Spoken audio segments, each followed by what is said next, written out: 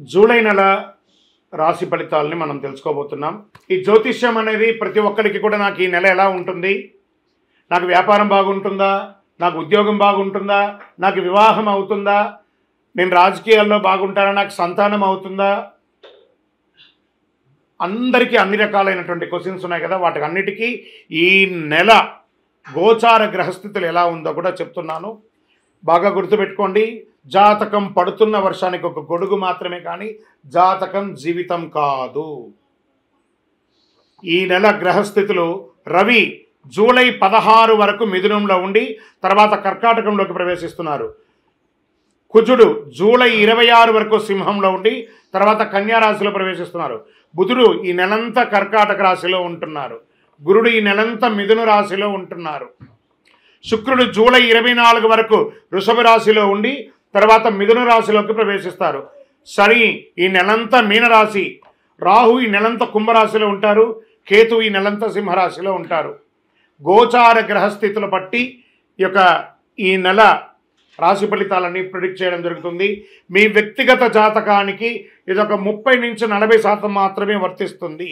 మీ వ్యక్తిగత జాతకం మీ పరిసర ప్రాంతాల్లో ఉన్నటువంటి గురువుల్ని సంప్రదించి జాతకం చెప్పించుకోండి. లేదా మా ద్వారా చెప్పించుకోవాలనుకుంటున్నారా, కింద కనబడుతున్నటువంటి మా నెంబర్కి వాట్సప్ చెయ్యండి.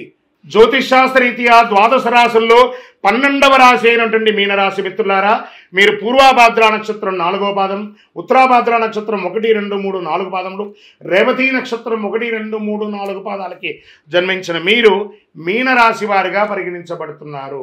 మీకు ఈ నెల శుభాశుభ ఫలితాలు ఎలా ఉన్నాయన్నట్టే, ప్రియమైనటువంటి మీనరాశి మిత్రులారా, 7.5 శని 7.5 జరుగుతుంది, నాకేమో అయిపోతుందని అపోహ పొందకండి. ఏమి కాదు, అన్నీ అద్భుతంగా ఉంటుంది. ఈ నెల కాస్త హెచ్చు తగ్గులు మాత్రం నిండి ఉంటుంది, ఖచ్చితంగా దాన్ని భరించాల్సిందే. అందుకని జీవితంలో ఏమి ఇబ్బంది రాదు. ఈ నెల తేలికపాటి నుండి మితమైన పరీక్ష కాలంగా కూడా చెప్పుకోవచ్చు. ఓపికగా ఉండండి. మరి నిర్ణయాలు తీసుకునే ముందు జాగ్రత్తగా ఆలోచించడం వల్ల సవాళ్లను అధిగమిస్తారు. ఆత్మవిశ్వాసం, ధైర్యాన్ని పెంచుకోండి, ఎందుకంటే సవాళ్ళు ఎదుర్కోవాలి. ఆర్థిక పరిస్థితి బాగా ఉంటుంది. స్ట్రెస్, మీరు ఇవ్వాల్సిన వాళ్ళు చాలామంది మీకు ప్యానిక్ చేస్తారు. మీకు రావాల్సింది రాదు, ఏం చేయాలో తెలియదు.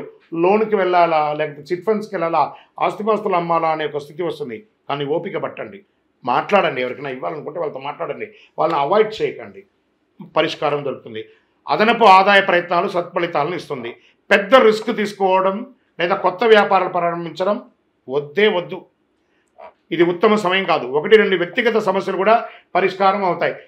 లీగల్గా ఉన్నటువంటి కొన్ని ప్రాబ్లమ్స్ కొంచెం స్ట్రెస్ తీసుకొచ్చిస్తూ ఉంటుంది. మిత్రుల సహాయంతో కొన్ని ముఖ్యమైన వ్యవహారాలు పూర్తి చేస్తారు. ఆధ్యాత్మిక విషయాల మీద శ్రద్ధ పెరుగుతుంది. కుటుంబ జీవితం ఆనందంగా సాగిపోతుంది. విదేశాల్లో ఉన్న పిల్లల నుంచి శుభవార్త వింటారు. సంతాన యోగానికి అవకాశం ఉంది. ప్రేమ వ్యవహారాల్లో సఖ్యత కాస్త లోపం అవుతుంది, జాగ్రత్త పడండి. మీ యొక్క పుత్రులు, కూతురు కానీ కొడుకు కానీ వివాహం నిశ్చయితార్థమయ్యే అవకాశాలు కనబడుతున్నాయి. ఉద్యోగంలో పై అధికారులు మీకు కొంచెం స్ట్రెస్ ఉంటుంది. వృత్తి జీవితంలో నిమిషం కూడా తిరిగిలేని పరిస్థితి ఏర్పడుతుంది. విద్యార్థులకు ఇది గడ్డు కాలం అని కూడా చెప్పచ్చు, కానీ సాధిస్తారు. గురు భగవానుడి యోగంగా ఉన్నాడు కదా. ఇంట్లో ఉండి చదువుకునే విద్యార్థులు కూడా సబ్జెక్టు పైన దృష్టి పెట్టాలి. మొత్తం చదువులపైన గొప్ప ప్రభావం చూపిస్తుంది. చాలా జాగ్రత్తగా చదవాలి. రాజకీయ నాయకులకి ఇది గడ్డు కాలమే అండి, జాగ్రత్తగా ఉండాలి. తస్మాత్ జాగ్రత్త. మీకు దస్తావేజులు, డాక్యుమెంట్స్ అన్నీ ఉంటాయి కదా, జాగ్రత్త. మిస్ప్రాపర్ అవ్వకుండా, లేదా లైసెన్స్ రెన్యువల్ అవన్నీ కూడా ఇబ్బంది ఉంటే చూసుకోండి. వ్యవసాయదారులకి చాలా బాగా ఉంటుంది. మీడియా రంగం, ఐటీ రంగం వారికి చాలా బాగుంటుంది. ఆహారం తీసుకునేటప్పుడు ఆచితూచి ఆహారం తీసుకోండి. చంద్రాష్టమం జూలై 4, 7, 2025 3:19 ఉదయం నుండి 6, 7, 2025 4:01 వరకు చంద్రాష్టమం ఉంటుంది. మళ్ళీ ఇదే నెల రెండోసారి కూడా చంద్రాష్టమం వస్తుంది. 31, 7, 2025 11:15 ఉదయం నుండి 2, 8, 2025 11:52 వరకు చంద్రాష్టమం ఉంటుంది. కాబట్టి ఈ యొక్క 2 రోజులు చాలా ఆచితూచి వ్యవహరించండి. ఏ విధమైనటువంటి దస్తావేజుల మీద సంతకం పెట్టాలన్నా, ఇతరులతో మాట్లాడాలన్నా చాలా జాగ్రత్త. ఏ విధమైనటువంటి మాట పట్టింపులకి అన్నదమ్ములు, అక్కచెల్లెలు, బంధుమిత్రులతో వెళ్ళకండి. ఓవరాల్ మీనరాశి వారు జాగ్రత్త, జాగ్రత్త, జాగ్రత్త. కరుంగాళి మాల. ఈరోజు ఎక్కడ చూసినా సమాజంలో కరుంగాళి మాలకు గురించి బాగా మాట్లాడుతున్నారు. ఇదేదో ఒక దేవాలయానికి సంబంధించింది కాదండి. ఎక్కడో తమిళనాడులో ఒక దేవాలయంలో అది తయారవుతుంది, కానీ కాదు. ఇది వెస్టర్న్ ఘాట్స్లో తయారై కరుంగాళి కట్టె అంటారు. ఈ యొక్క మాల అద్భుతమైనటువంటి కట్ట, ఆ యొక్క కర్రతో తయారు చేసింది. చాలా అతి శక్తివంతమైనటువంటి ఈ యొక్క మాల. ఒకటిగా మాలగా తయారు చేస్తుంది, దాంట్లో ఒక రకమైనటువంటి శక్తి ఉంటుంది.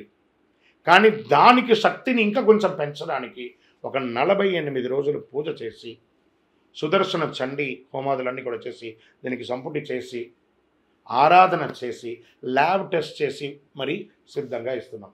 మరి ఈ యొక్క మాల వేసుకోవడం వల్ల మాకేమైనా మేలు జరుగుతుందంటే ఆరోగ్యం బాగుంటుంది, ఐశ్వర్యంగా ఉంటారు, ఏ విధమైనటువంటి నెగిటివ్స్ ఉన్నా కూడా తొలగిపోతుంది. మరి ఎప్పుడు వేసుకోవాలి మాల? మంగళవారాల్లో ధరించడం అనేది మంచిది. మరి మేము వేసుకున్న తర్వాత మేము ఎలా ఉండాలి అంటే, పడక మీద పడుకోకూడదు. మీరు మాల ఏ రోజైతే వేసుకుంటారో ఆ రోజు మధుమాంసాలకి దూరంగా ఉండండి, చావులకు వెళ్ళకండి. మలమూత్రం వెళ్ళినప్పుడు దాన్ని ధరించకుండా పక్కన పెట్టి వెళ్ళి వచ్చిన తర్వాత కాలు కడుక్కొని మళ్ళీ వేసుకోండి. భయపడాల్సిన అవసరం లేదు. ఇంకోటి జాగ్రత్త పడాల్సింది ఏమైనా ఉందంటే, మార్కెట్లో తక్కువ ధరకు చాలా అట్రాక్ట్ చేసి ఆన్లైన్లో చాలామంది మోసం చేస్తున్నారు. జాగ్రత్త పడండి. ఇది అంత సామాన్యంగా దొరికే మాల కాదు. ఎవరు పడితే వాళ్ళు ఇచ్చేయడానికి. మీరు అడగండి ఎవరినైనా, మీరు ఎక్కడ పూజ చేశారు, దీనికి ఏంటి శాండిటీ ఏంటి, దీనికి పవర్ ఏంటి, ఎవరు ఇస్తున్నారు, ఏ గురుగారు ఇస్తున్నారని అడగండి. ఆ గురుగారి దగ్గర రీచ్ అయిన తర్వాత ఈ మాలను పొందండి. మళ్ళీ మాలను పొందిన తర్వాత మేమేం చేయాలి, అదొక క్వశ్చన్ ఉంటుంది. ఏమంటే ఇప్పుడు మీ ఫోన్ వాడుతున్నారు కదా, ఏదో ఒక కంపెనీ ఫోన్ వాడతారు. ఆ కంపెనీ వాడు ఛార్జర్తో సహా ఇచ్చేస్తాడు డబ్బులు పెట్టి. ఆ ఫోన్ ఇచ్చేంత వాడు మొదట కొంచెం ఛార్జింగ్ ఉంటేనేమో, ప్రతిరోజు అది పని చేయాలంటే మనం డైలీ ఛార్జింగ్ పెట్టుకోవాలి. అలాగే ఈ మాలకు ఇంకా పవర్ పెరగాలంటే ఈ మాలను చేతిలో చక్కగా ఇలా పెట్టుకొని ఉదయం స్నానం చేసిన తర్వాత ఈ మాలను ఒక మంత్రం ఇస్తాం. ఆ మంత్రాన్ని చెప్పి జపం చేసుకోండి. అప్పుడు అందులో పవర్ పెరుగుతుంది. ఆల్రెడీ 48 రోజులు చేసిన పూజ పవర్ ఉంటుంది. మీరు కూడా ప్రతిరోజు ఆ జపం చేసుకోవడం వల్ల ఇంకా ఈ మాలకు శక్తి పెరుగుతుంది. అప్పుడు మీరు అన్ని రకాలైనటువంటి ఫలితాలను పొందుతారు. మాల కావాల్సిన వారు మా ఈ ఫోన్కి వాట్సాప్ చేయండి మాల కావాలని. తప్పకుండా మా అడ్మిన్స్ మీకు రిప్లై ఇస్తారు. స్వామి మాకు ఏమైనా పరిహారం ఉందా, ఆరాధించాల్సిన దైవం ఏమైనా ఉందంటే కాలభైరవాష్టకం చెప్తూ ఉండండి, ఆదిత్య హృదయం చెప్పండి ఆరోగ్యానికి. మీ యొక్క ఇష్టదైవాన్ని ప్రార్థన చేయండి. ప్రతిరోజు ఒక ప్రదక్షిణం నవగ్రహాలకి పక్కన ఉన్న దేవాలయంలో ప్రతిరోజు వెళ్ళండి. ఒక 5 నిమిషాల పని, ఒక 19 ప్రదక్షిణాలు నవగ్రహాలకి తిరిగి రండి. ఆ శని భగవానుని ప్రార్థన చేయండి. నాలుక మీద వచ్చి కూర్చున్నాడు సాడేసాత్. జాగ్రత్త. ఏం చెప్పాలి ఆయన దగ్గర?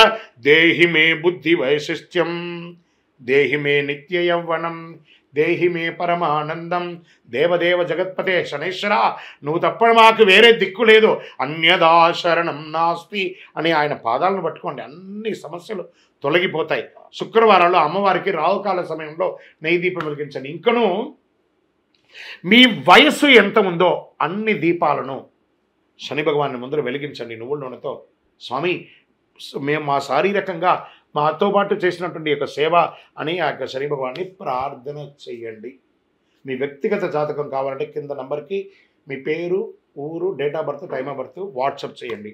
ఇంకా మీ సమస్యలన్నీ కాస్త పరిష్కరించుకోవడానికి మీరందరూ కూడా క్షేమంగా ఉంటారు. ఇంకనూ ఈ ద్వాదశ రాశి ఫలితాలు పొందినవారు, ద్వాదశ రాశుల్లో ఉన్న ప్రతి ఒక్కరు కూడా మీరందరూ కూడా ఆయురారోగ్య ఐశ్వర్య భోగభాగ్యాలతో ఉండాలని అఖిలాండ కోటి బ్రహ్మాండ నాయకుడు శ్రీ ధర్మశాస్త్ర అయ్యప్ప స్వామి వారిని ప్రార్థన చేస్తూ, తిరుపతిలో 18 అవతారాలుగా కొలువై ఉన్నటువంటి అయ్యప్ప స్వామి వారి దేవాలయం జీవకోణలో ఉంది. ఆ దేవాలయాన్ని వచ్చి దర్శనం చేసుకోండి. జీవితంలో భాగ్యం ఉంటేనే, రాసి పెట్టి ఉంటేనే ఆ దేవాలయంలో అడుగు పెట్టగలరు. ఆ దేవాలయంలో వచ్చి దర్శనం చేసుకోండి, అష్టైశ్వర్యాలు పొందండి. మీకోసం ఎప్పుడు ప్రార్థన చేస్తూ ఉంటాను. చంద్రమౌళి వెంకటేష్ శర్మ. వందే మాతరం, వందే మాతరం, వందే మాతరం. విజయోస్తు.